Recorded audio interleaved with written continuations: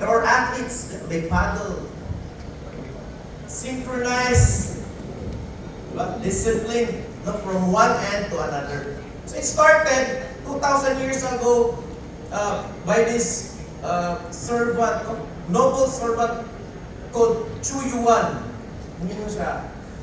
He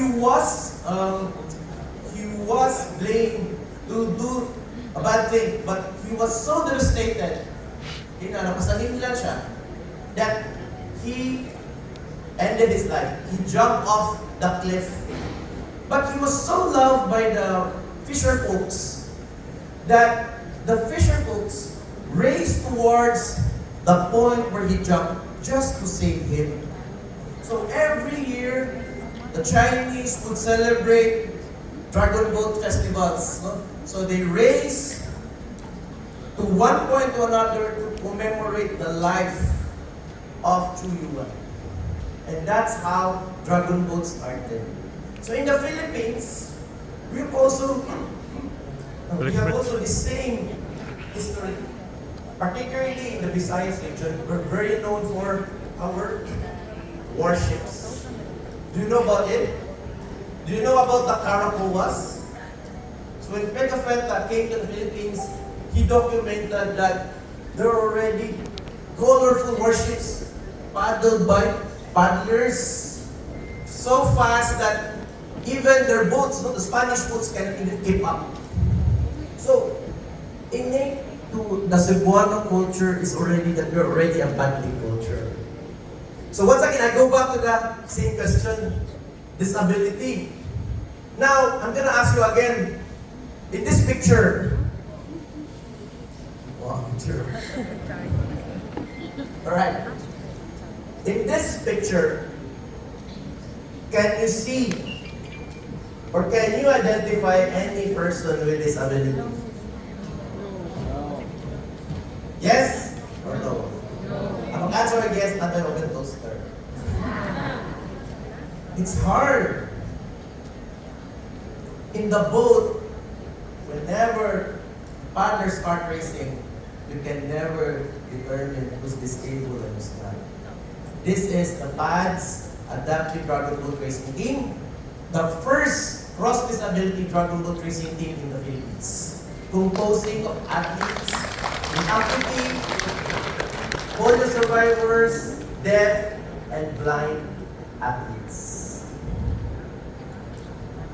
So we're based here in Cebu and we train almost every day at the Pahara Park, just below the new Marcelo Fernandez Bridge.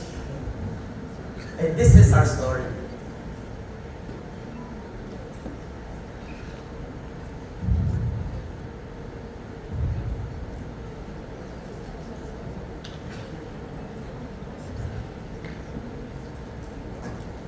So our humble beginning, 8 years ago, just right after arriving from the States, after my stint at the U.S. Department Global Sports Mentoring Program, where I was selected as one of the 15 emerging leaders to be trained on adaptive sports and rehabilitation and come up with an action plan that I can bring to the Philippines.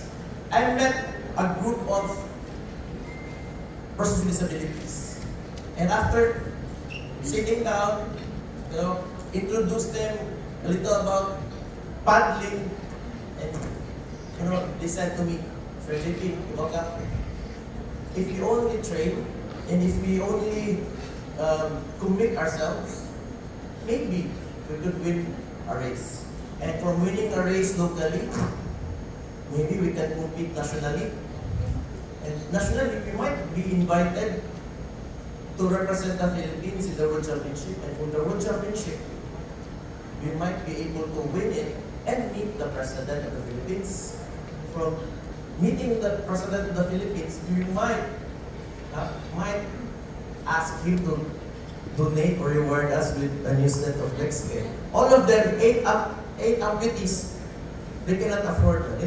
Prosthesis in the Philippines is very expensive. From 80,000 to more than 5 million or 10 million, depending on the technology that we use to that prosthesis. And then maybe one day, if you only train, let's just park it there. Wala tong goal, sir. Okay, for me, personally, it was not impossible. But it was very inspiring. Because they were able to visualize already themselves from starting as a recreational rehabilitation. So the story of PAD started as a rehabilitation program wherein persons with disabilities, right after disability, we provide them, we introduce them to sports. And when we realize that, mahal naman din ang mga equipment or sporting equipment, like a brand new sport wheelchair would cost us 55,000 pesos. For one unit only, and we needed 15 to play wheelchair basketball. As a matter of fact, when I first met this group of wheelchair basketball players, they were using the hospital type of wheelchairs to the point that it got damaged when they were playing. And one of the players even got injured.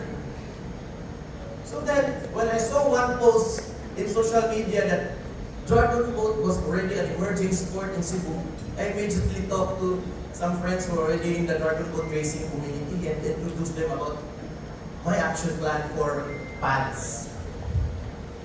So Dragon Boat was very fit for persons with disability. Number one, it was a seated sport. Number two, 20 people can fit inside the boat. And number three, they can compete alongside with athletes who doesn't even have disability. And plus, number four, the picture that you're seeing, it is a great equalizer. From our point of view to the starting line, we can never determine who's disabled and who's not. Up to they reach the finish line, when they unload the boat, you can now see, no, so good at the boat line. But it's made of persons with disability. So we started every Sunday afternoon, 1 p.m. May mga training sa mga Dragon Boat teams. So we started by recruiting new paddlers, new members to just try and be able to exercise themselves after disability. And those who came before them are the ones guiding them. Just this picture, just this story of Brian Samjararomo who lost his leg in 2015 because of vehicular accident. And when he came first to PADS, he was really weak. He was really depressed. He was so angry of himself. And for the first time, he was able to meet fellow persons with disabilities to guide them to talk about the program. And this is also the story of Owen. Owen, right now, 42 years old, was born of having one leg only. Okay? So he grew up to be, alcoholic. He has a lot of vices. And there was one time, before joining PADS, he almost got in prison because he was one of the, video technician sa kanyang karera ba, illegal gambling machine. But then he was PWD, so the police excused him to get a chance. So I think that was the turning point why he got into our program. And then, in the other team I met Arnold Balais. So here's this guy, very muscular. He was also a former Paralympian. And I saw printed on his paddle this verse or title. If you can still read it, it says here, never underestimate the heart of a one-legged dragon. So it's very positive. No? It's so positive to the point that they forgot already about being persons with disability whenever they're inside the boat. And he was one of the first guy who approached me and told me, Sir, if only we can train hard. I think we're much stronger than these guys, than any other able teams here in this community. I think we can beat them. That was so powerful. I was so moved by that statement to the point that I reviewed my action plan to the point that from being a recreational rehabilitation program, we shifted our goals to developing competitive athletes. From then on, we got new members coming in. One of the stories was the story of Ken Tumangan. You know, the story of this boy was so inspiring that, you know, at the age of 18 years old, he developed bone cancer because he got injured in a basketball game. And, you know, the usual sakit na to, mga Pinoy, we don't go to the doctors. We're so scared of the doctors because of the medical expenses, you know, right? And since his family could barely make it a day, so they went to the, where? To the hilot, to the doctor. The hilot, until days have passed, months, naku ang iyang leg. So the doctors needed to amputate his leg. The doctors told him that, Ken, you only have 6 months to live. So he went out of the hospital, discharged himself against medical advice, and stayed at home. And when he found out about the program paths, he called us. And then, sir, I wanted to live my life, my last remaining days, badly enjoying myself as a young kid.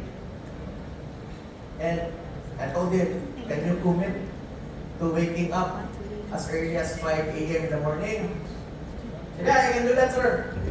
You know, the next day, that was Saturday night, the next day, at 3 a.m., somebody was already knocking at our gate, and that was Ken.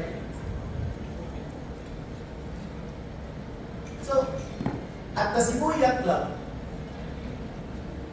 the usual scene when they start loading in the boat is that they leave their crutches behind, take on the paddle, and transform themselves, you know, become athletes.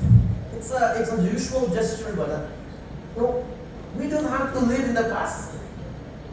We have to take on something and become somebody new, somebody where we used to hate, where we used to say it's really possible for me to become a hero. Now, every week, they do this. They leave their crutches in the dockside, jump into the boats, carry on their paddles, and now they paddle for 1 to 2 hours every day.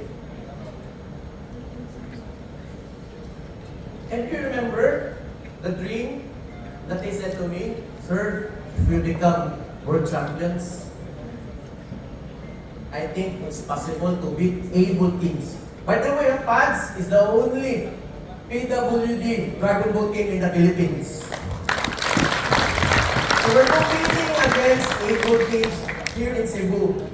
And they said pa, sir, you know what? Maybe one day, other Dragon Boat teams will ask, who's the strongest PWD? Who's the strongest Dragon Boat team there in Cebu? And they will say, that's PADS.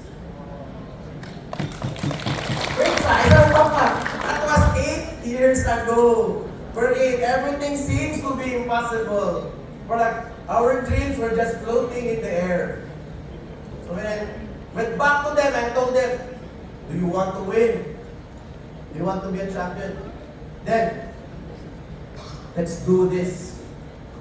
If the other Dragon Boat teams trains only Saturday and Sunday, let's add 2 more training days in your training schedule.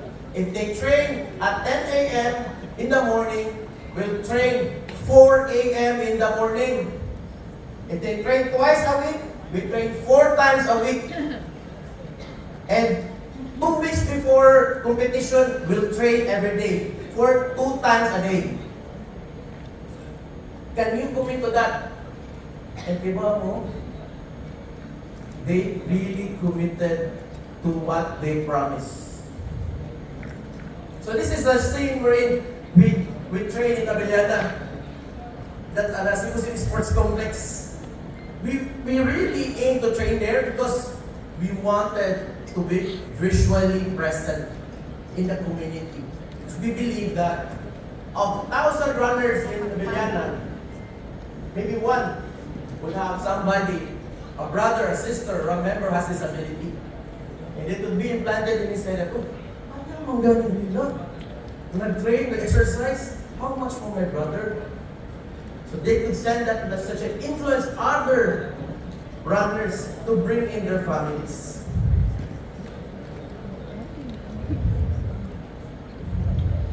So going back to the story of Brian. So this is Brian when he lost his leg. And this boy, he was a youth leader in Argao. He was so active, very active in basketball. But when he lost his leg, he said, sir, losing my leg also means that I lost all of my dreams. But when he enrolled in pads, he was so encouraged that he went back to going to the gym. He trained, he challenged himself. When his vacant time, he trained also young kids to train in dragon boat racing. And he went at the highest peak in Cebu to be the first amputee to reach there. He challenged himself almost every day for a year, to the point that he went scuba diving. Diba? Water. Diba? Sagaran, no? If you are disabled, the doctor will tell you, please avoid water, ha? You might drown because you only have one leg. He challenged that one. He challenged the impossible to the point that they organized the first adaptive scuba diving for persons with disability. And that was through efforts of Miss Ludi, Miss Leo, Miss Ludi. Thank you, Miss Ludi, for making that possible. Hopefully this year, nalabot Miss Ludi. And on the eve of his first anniversary of his amputation,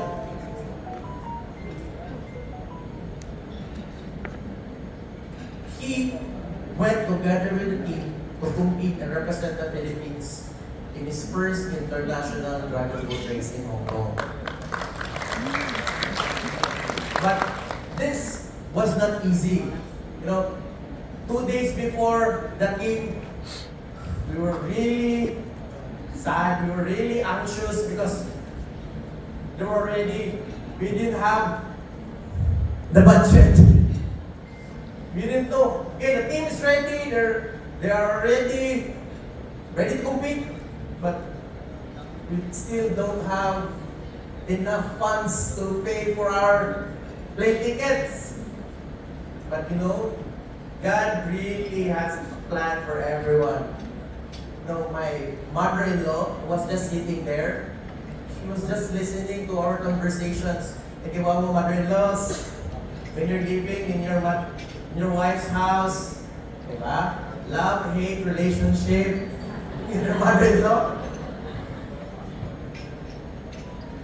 For me, it was a form of miracle. She told us, JP, you know what? I'll be receiving my insurance claim from the death of your father-in-law.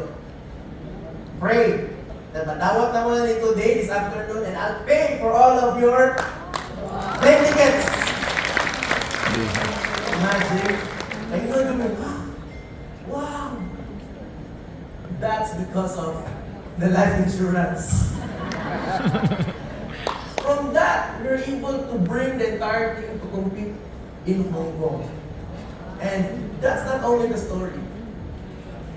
Brian also won his first international dragon boat championship. From there, from the story of Brian, I'm going to take you to the story of Ken. Ken, the amputee who only have 6 months to live.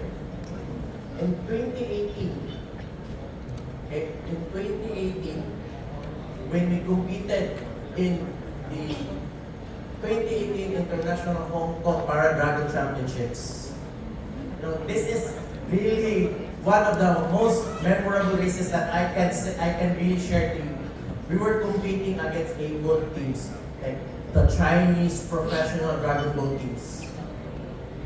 From there, at first, ang mga race official would treat us like, oh, inspiring kayo. You're such an inspiring team, blah, blah, blah, very condescending. That was elimination round. So they were thinking that maybe elimination na ikaw to be, PWDs, pwede sila. From there, we were able to make it to the quarterfinals. And then, the race officials at the docking said, oh, you're still here. Oh, since your tent is very far, just stay here. From quarterfinals, semifinals, until we got qualified to the grand final championship. You know what? When they started calling,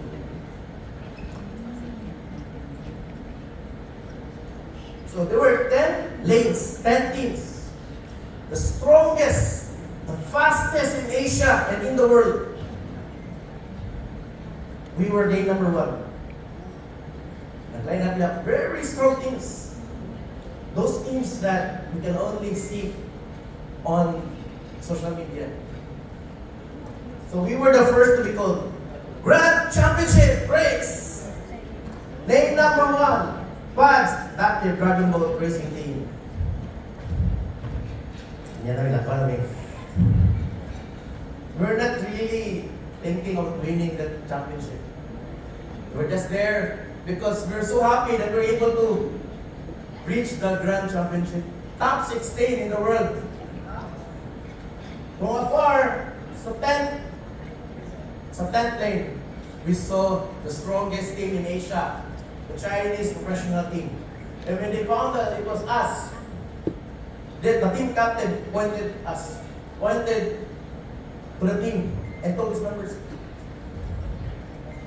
from 1 o'clock, no, it was dead silent when we were walking down the loading area. From what we heard 1 o'clock from the Chinese dragon boat team. 1 o'clock, all the way to 2, until nag-multiply ang claps, until we hear everyone from the race area in Hong Kong, that was so big. Everyone was clapping when we were walking. Tears slowly poured down in our faces. And I told Kent and Brian, you know what? This moment is more than winning the gold. You earn, as persons with disabilities, you earn the respect of the international dragon boat community.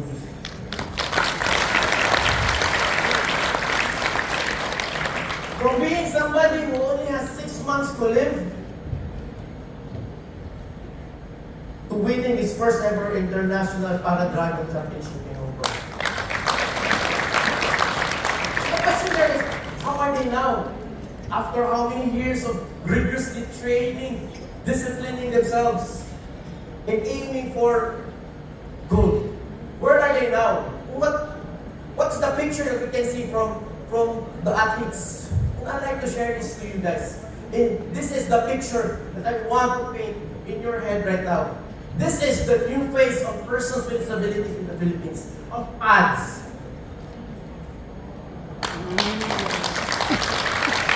It's now Ken being able to win with the team in the last 2 World Championships, and now representing the national team for the obstacle course racing. He won in Belgium last year, and now he will be competing in Greece in the first ever World Championship in the OCR racing competition. And hopefully, he would be the first Filipino amputee to represent the Philippines in the World OCR in the 2028 LA Olympics. So we had an opportunity to be interviewed by Escort magazine, and he said, we want to feature athletes. And I told them, let's do something that's really different. And let's paint a different perspective on how people should see athletes with disabilities.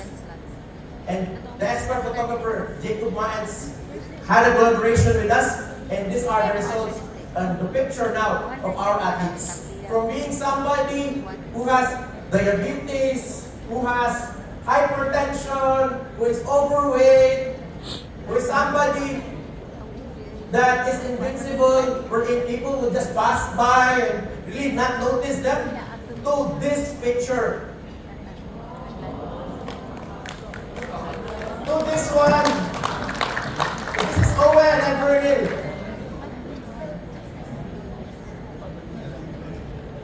To this one. Did this picture really came in your head moments before I asked you? But now, this might be the first picture that will come up of your head when we mention the word disability. Wow, man. You know, they say, oh, it's a men's race. It's a men's sport. No.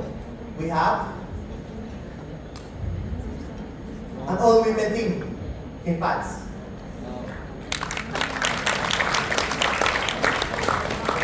So the question there is, what are the lessons that we can get from the story of the team? Or what are your key to success? Let me show you, let me share to you a few of those. Sa inyo pa ni Brian. Everyone, please read. Mga ibang tutulong sa sarili mo. Ikaw lang. Pinapagiti ka na. Marami ka pang magagawa kasi buhay ka pa. Always keep a positive mindset. You know, when we first race, wala may overnight na champion. We were never a champion we were never an overnight champion. We were racing. Our first race, you know what, was in Boracay. And just being there already was a huge win for us. Because from somebody who is just from a nobody, for somebody who is able to travel and compete in a big race, that already means something for the team. From just winning out of the 5 teams in the heat, racing heat, from winning 4th place, we were already celebrating. One of other teams, the good teams were really wondering, why are they celebrating? Tak-tak na, eliminate pa rin sila. No. We were celebrating you small gains and small wins. We were celebrating of our win that from being able to wake up at 1 p.m. in the afternoon every day, from waking up every day 4 in the morning, from somebody who cannot sleep without drinking alcohol to somebody who refuses anymore, who is alcohol-free and smoke-free, from being a 120-kilogram guy to being able to reach his IBW to 65, it's already a win for us. Plus na ang gold medal. From winning those, from being 4th, started winning 3rd, then we started winning the championship. So always develop a positive mindset. You know what they say, most of persons with disability cannot afford to pay for their transportation. You know what? Do you know what they do when we train the night before? They sleep at the dockside. Just to make it to the 4 a.m. call time. Have no fear. Be fearless. Never be afraid to explore new possibilities. Never be afraid to challenge the norm. Never be afraid to fail. Never be afraid to fail. You know, we are a team of PWDs.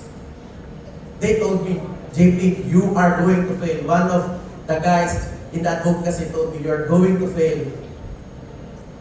And so I asked him, why? Dili mo ginamit kasi nabutan mga PWDs in their own sector, mga blind, na silang grupo, mga deaf, na silang grupo, PWD, ang mga disabled, na silang grupo. How much more bringing them all together in one boat and even making them compete. And I said, let's give it a try. And I recognize that I cannot do it alone. We need to develop a team of believers. These believers are not just any ordinary persons. From being volunteers, we got in our team sports scientists, medical rehab specialists, sports and rehab, mind coaches. We're always there to make sure that all of our training are in high quality. All of our program is really set up according to science. Since we are PWDs, that's a fact, but with science, innovation, we want to lift the team up. That's our advantage. We have this group of believers. And from having a group of believers, we mentor and develop leaders among our athletes. You know what? In Dragon Boat Racing is not determined in the starting line. Starting line, attention, row. Dilig sa pinagpapaspas sa starting. It's not how you start the race, but it's how you finish the race. You have to be consistent. Your strength, you know how to strategize. That's why we got the best coaches in the Philippines to train our team, to guide our athletes with the best training program they can provide compared to those teams na wala, nag-coach-coach lang sila kagalingon. No. We always have the best foot forward whenever we're training. Sa training pa lang, champion mindset na ako, natanong diyan. And every race is only an evaluation. And one of the key things that I really admire of our team captain, he leads by example.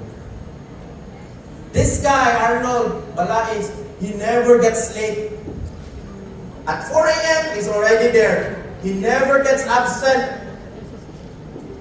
And he dili siya musaw-saw whenever training.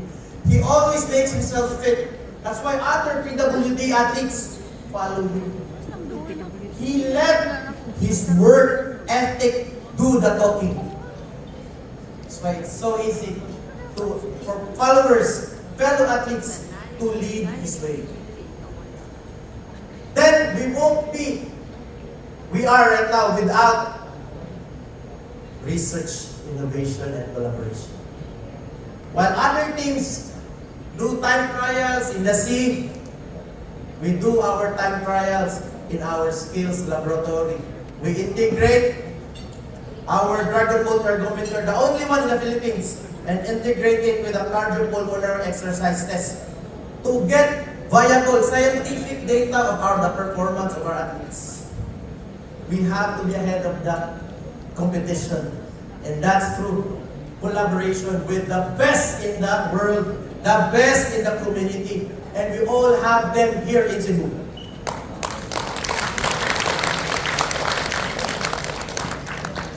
So our first uniform, we printed there. Everyone, don't let anybody tell you that you can. Recognize the power of believing. If I did not believe their statement that we will win the World Championship, we will be the first and the strongest team in Cebu, then wala pa ang pads karon na daw.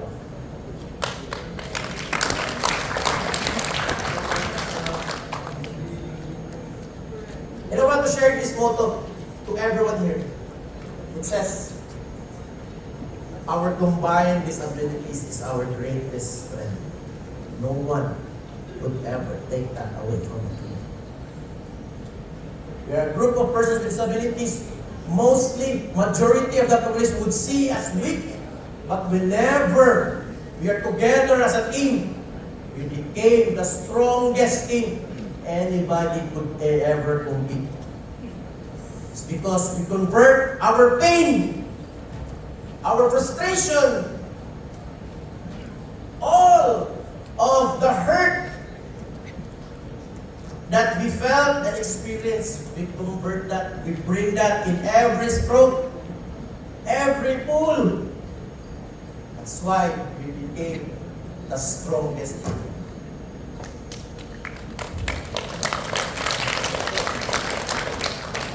And I like to share this picture. This is with every race we do huddle. And we let a paddle, everyone hold the paddle. And we pull it and told them, please hold on to the paddle. If I will pull this, and you let go the paddle, it means that you're not that committed. Hold on to the paddle as a team. And that's what you will bring to the race. If you hold on tightly from start to finish, that team is as strong as its weakest link. There's no weakest link in the team. There's no MVP because we are one team.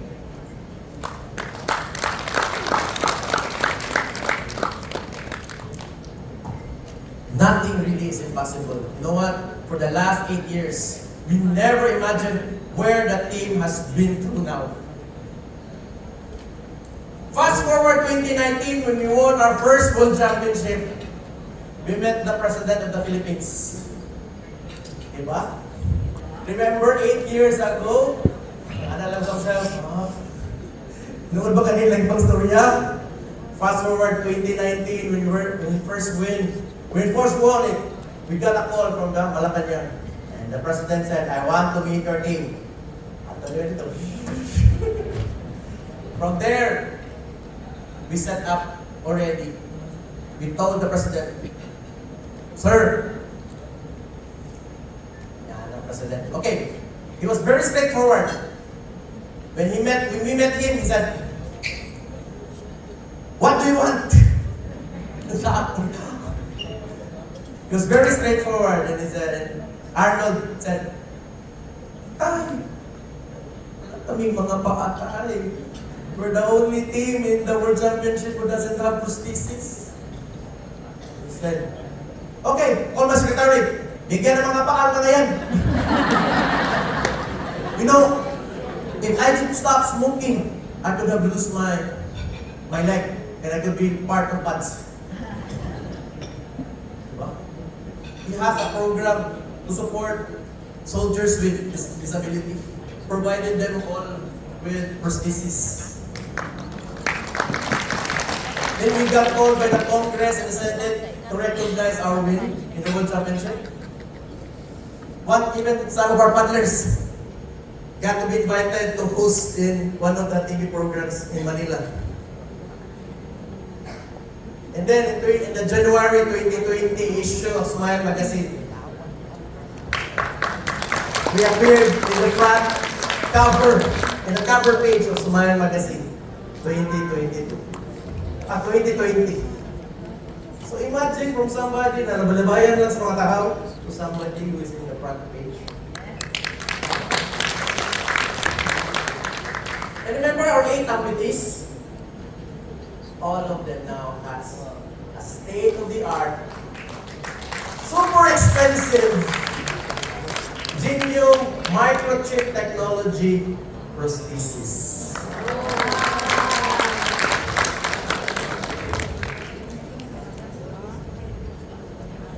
And now, we have moved to a chapter wherein we want to produce more athletes, more champions out of the program.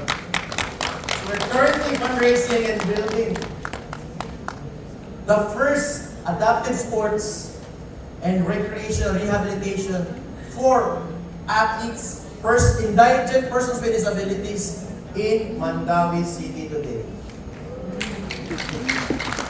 Let me invite everyone here to be part of another chapter, the new story, new chapter of PADS. You know, this year we could have competed in the World Championship that will be held in Ravenna, Italy. But unfortunately, we were not able to come up with the right funds, so we canceled our participation in the World Championship. But they say that when somebody closes a door, God opens a super huge window. A few weeks after, just last week, we got an invitation to compete in a series of races in the United States for an all-expense race. Diba? That's the power of will and faith. Na kaya sa pads, makaya na itong tanan.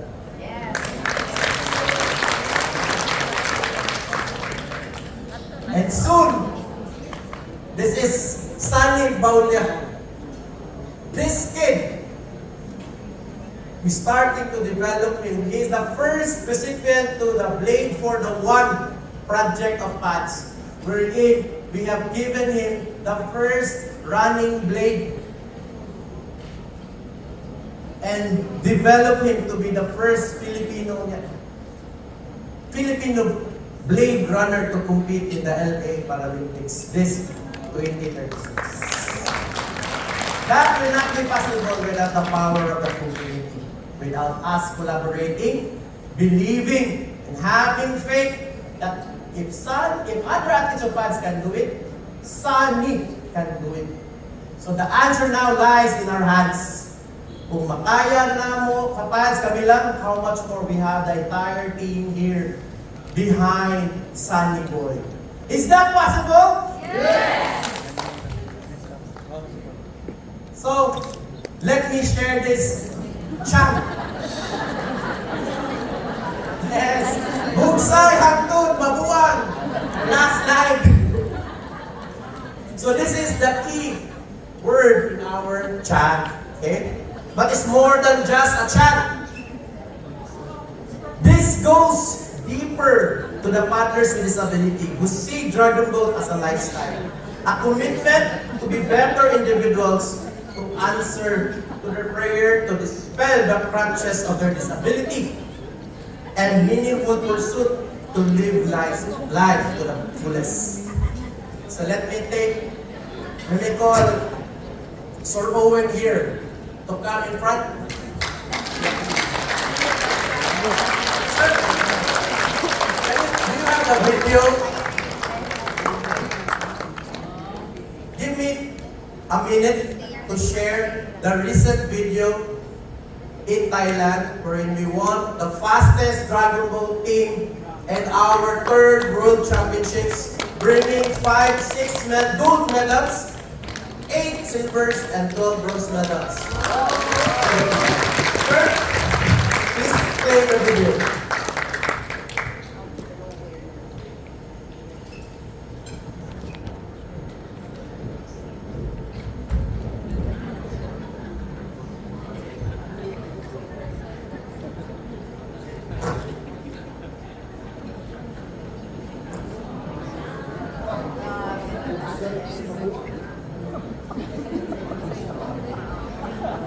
Balik ang message and then start. With the music, volume with music.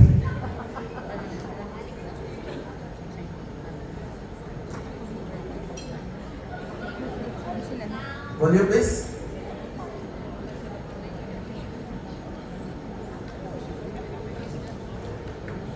Okay, selected.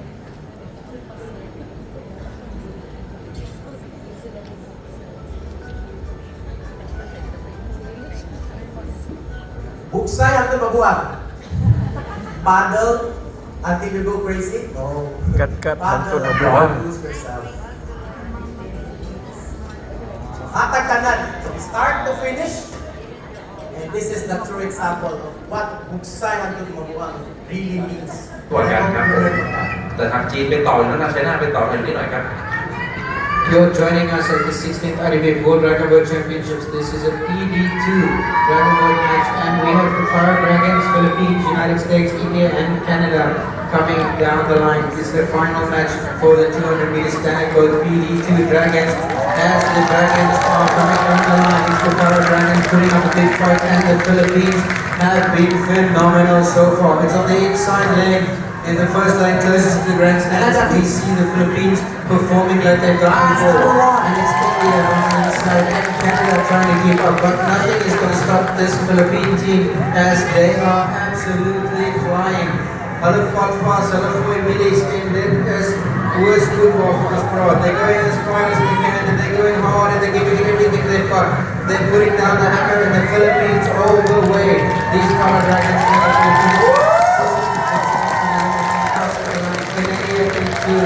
Philippines is India coming down in fourth, and 5 and 6 is the USA coming to the line. Big applause for the USA team crossing the line and closing up this event. It is the PD2 Mixed Standard Boat 2000 meter Anime Boat Dragon Boat Championships. โอ้ครับผ่านพ้นไปอย่างรวดเร็วครับกับ 20 ฝีพายครับสแตนดาร์ดโบ๊ทในประเภทคาราดากอนครูมิสครับในการผสมฝีพายครับเป็นฟิลิปปินส์นะครับเข้ามาเป็นอันดับหนึ่งทั้ง 2 รายการที่ผ่านมาเลยครับท่านผู้ชมครับก็มีโอกาสครับที่จะคว้าเหรียญทองในรายการนี้ครับตามมาด้วยทางของแคนาดาครับตามที่เป็น We won the first world record as the fastest water dragon team in the world with 49 seconds.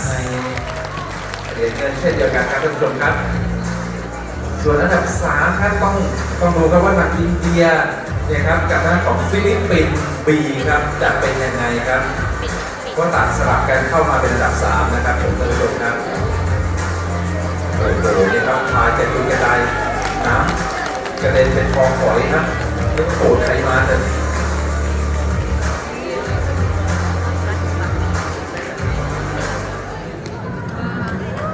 That's the performance of the team. Next year, Baligyag insurance sa tubabuang. defend our third world championship in Brandenburg, Germany. We aim to break our old record in the 2023 World Championship, but that will not be possible without everyone's support here. Your prayers, your support, your well wishes, and also help us with our fundraising efforts to make this dream not only for PADS possible, but to thousands of persons with disabilities who are still hiding under the shadows of their own disability. May the story of PADS ignite their burning hearts that anything is possible. Kung nabuhat sa PADS, mabuhat sa dinatong tanan. That's the story of PADS. That's why we are destined to greatness. I'll give the floor to Owen to share his personal story. Hello. Good afternoon or buntag na lang. Sorry kinalig kami. Ako din si Owen Bantolo Sinyo, taga Umapan, Mandawi City. 8 years na ako sa PADS, pioneering. Then, first na akong paddle sa PAD and race in Dumaguete. Nagtuo ko nga kaning Dragon Boat nga pag-abot ako sa Dumaguete, nag-inom eh. Pagka race, nagtuo ko nga ang Dragon Boat usa lang kahit small bugsay lang, pero dito ko nagsuka. Suka lang ko tanan akong ginom pag kahapon. Suka ako pagka kay grabe din eh. Muna ako experience sa PADS. Nakaduha akong international back-to-back gold champion sa Hong Kong 2018, 17 o 18. Kung mga lang PADS, di ko kalarga o gawas, di ko kasakay lupran o kay o sari, makapliti na ko, mapupuri na mi. Then, nag-process ang PADS, amoy ang plano ni Sir Gimpy nga makaduwa yung may World Championship, mahimo may Para Dragon Philippine team. Buto yan yung nahimo na nakaduwa may first World Championship Para Dragon in Thailand, 4 gold, auto golds, PD1, PD2. Then second, kaduwa may Florida, USA, memorable ito na ko, nakakantong USA. Diba niya? Antong USA. Taga-tugulan din ko. Kung nadugay lang ko sa Mandawi, taga-tugulan din ko. Nakaanan taga-musling nga, ayahayang ko yun. Nakantong USA, among balay, wala usap dito. Tungod lang sa Dragon Boat o sa sport. Then, second World Championship. Held yapon sa Rayong Thailand dito. kuha gid namo ang 6 golds. O kung bila ka pa bronze, kaya nakalimutan ko. Ganito na mo ka ang training 6 months, 4 times a week. Then, karon na patong na kita libro, mura na kubsat mi sa budget. Ang among pagangko sa this year na lang Biligyan insurance sa sa Germany. tumagupang. Una among palingwaon Paligya na din ako na. yung madaang Pamaligya na. bikon. Then, karon sa ako ang pata ako ron usa ko sa i-appoint ni Sir GP nga team captain sa Para Dragon 1. Ako ron nag-training na sa akong mga bakong PWD from gikan sa Mactan. Akong gitrain ang akong experience gikan sa pagsugod sa 0 pa ko hangtod nabot ko 10. Akong gihatag sa nila, kaya 0 sa sila, nga nabot sa sila karon og 10. Thank you.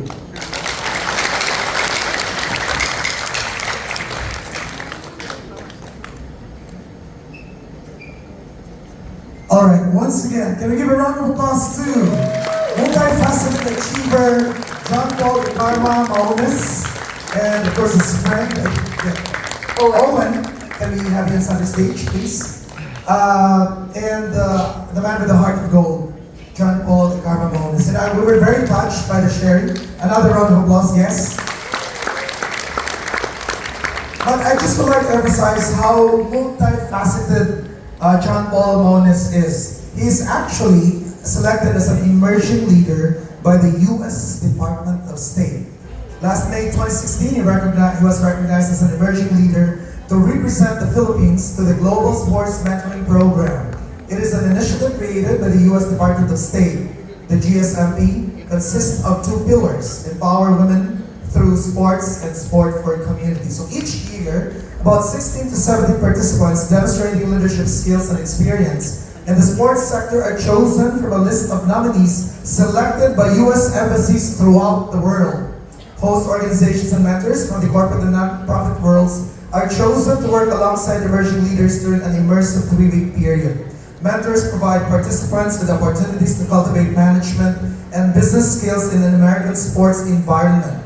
The Rehabilitation Institute of Chicago, America's #1 rehabilitation hospital, through the leadership of Derek Daniels and Stephanie Cantor of the RIC Fitness Center, has been chosen to provide mentorship and in-depth quality training to JP to improve his knowledge and skills in the promotion of adaptive sports and recreational rehabilitation to guide JP in setting up and implement his action plan for adaptive sports development. So can you imagine, you are looking at a guy awarded by the U.S. State Department, one of only 16 to 17 all over the globe. That's amazing. I will have my picture taken to the table. Yes. And you should too. And then we ask our UAP officers to join them as we present our certificate of appreciation. Now, as we present the certificate of appreciation, Arnel, it does not stop here. Because as JP mentioned earlier, that they need a team of believers who will send them and who will be able to allow them to train more PWD. So during lunch break, we shall be passing around. around. We call it pass the hat, but we will be passing something else.